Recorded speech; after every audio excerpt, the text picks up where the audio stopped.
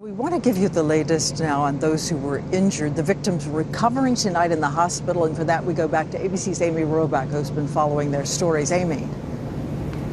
Diane, and good evening to you. This has been the most traumatic event anyone at this hospital has ever experienced. That is what I just heard from a physician here who also happens to be the CEO and president of Danbury Hospital. He talked about the moment when they received the phone call and said expect perhaps as many as 24 victims to be coming through here who will require immediate medical care. He amassed 80 doctors and nurses, the finest surgeons available, to be prepared for anything and everything. And they only received 3 injured victims at this point. And they said about 10 minutes later, that's when they realized that no more were coming. And it's important to note, he said this obviously affected everyone who was in this hospital at the time, all the police officers, the firefighters, the teachers who were inside that school, the children, the parents. There's no one in this community who wasn't affected.